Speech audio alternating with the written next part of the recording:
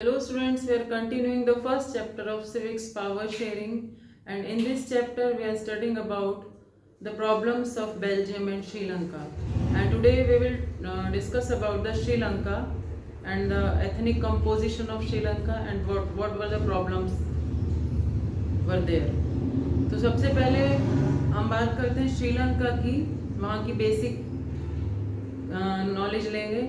क्या क्या वहाँ पर एथनिक कॉम्पोजिशन था, क्या प्रॉब्लम्स थी, किस तरह वो अराइज हुई और उधर के लोगों का क्या रिएक्शन रहा और उन्हें किस तरह से सॉल्व किया गया। तो let's start story of Sri Lanka. अभी श्रीलंका के बारे में, श्रीलंका में भी सिन्हालास और तमिल्स दो एथनिक ग्रुप थे। उनमें जो मेजॉरिटी थी उसको गवर्नमेंट ने फेवर किया और यही वहाँ पर प्रॉब्लम थी और यही वहाँ पर लड़ाई थी। एथनिक कंपोजिशन ऑफ श्रीलंका, वहाँ का जो इन जातियों की जो परसेंटेज थी वो क्या थी? 74% सिन्हाला स्पीकर, जो सिन्हाला बोलते थे वो 74% थे। 18% ऑफ तमिल स्पीकर और 18% तमिल स्पीकर थे जो तमिल बोलते थे। And there are two types of Tamils, और वहाँ पर तमिल्स जो थे वो टू टाइप्स में थे। First original Tamils of Sri Lanka, जो श्रीलंका से ही बिलोंग करते थे, और सेकंड इंडियन तमिल्स, जो इंडिया से वहां जाकर बस गए थे। 7% वहां पर क्रिश्चियंस थे जो कि दोनों लैंग्वेज बोलते थे, तमिल भी सिन्हाला भी। तो this is the ethnic composition of Sri Lanka. Mainly Tamils are Hindu and Muslim. जो तमिल्स थे वो उनमें हिंदू भी थे और मुस्लिम भी थे। हु स्पीक सिन्हाला, जो सिन्हाला बोलते थे वो बुद्धिस्ट थे, यानी बुद्धिज्म थे। ठीक है, तो जो तमिल्स थे वो हिंदू मुस्लिम दोनों थे और जो स्पीकर सिन्हाला स्पीकर थे वो बुद्धिस्ट थे। अब प्रॉब्लम क्या क्या वहां पर अराइज हुई? Government made the rules in the favour of majority. अभी मेजॉरिटी किसकी है? 74% वहां पर सिन्हाला स्पीकर है, तो मेजॉरिटी सिन्हालास की थी यानी बुद्धिस्ट की थी। तो गवर्नमेंट ने भी वहां पर बुद्धिस्ट को ही फेवर किया। ठीक है, सेकंड है 1956 एक्ट के अकॉर्डिंग, वहां पर 1956 एक्ट पास हुआ जो गवर्नमेंट ने किया, जिसमें सिन्हाला को, जो सिन्हाला लैंग्वेज थी उसको ऑफिशियल लैंग्वेज बना दिया गया श्रीलंका की। यानी कि जितने भी दफ्तर थे, जो जितने भी ऑफिसेस थे, जितनी भी वहाँ की जो राष्ट्रीय भाषा थी उसको सिन्हाला बना दिया, सिन्हाला को वहाँ की ऑफिशियल लैंग्वेज बना दिया गया।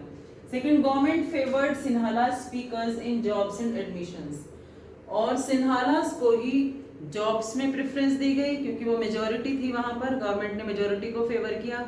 और एडमिशंस में भी सिन्हालास को ही फेवर किया गया। Now constitution stated that government shall protect and foster Buddhism. और अब क्या हुआ, जो वहां का कॉन्स्टिट्यूशन था, जो संविधान बना, वहां भी गवर्नमेंट ने बुद्धिस्ट को ही प्रोटेक्ट किया और उसी को ही बढ़ावा दिया। तो ये प्रॉब्लम थी, यानी एथनिक ग्रुप के अकॉर्डिंग जो सिन्हाला स्पीकर्स है वो 70% है, उनकी मेजॉरिटी है। ठीक है, और वो बुद्धिस्ट हैं। जो तमिल्स हैं वो 18% हैं, उनमें इंडियन, उसमें हिंदू और मुस्लिम दोनों हैं, उसमें श्रीलंका से भी बिलोंग करते हैं, इंडियंस भी हैं। ठीक है, जो क्रिश्चियंस हैं वो 7% है, जो दोनों लैंग्वेज बोलते हैं, सिन्हाला भी बोलते हैं, तमिल्स भी बोलते हैं।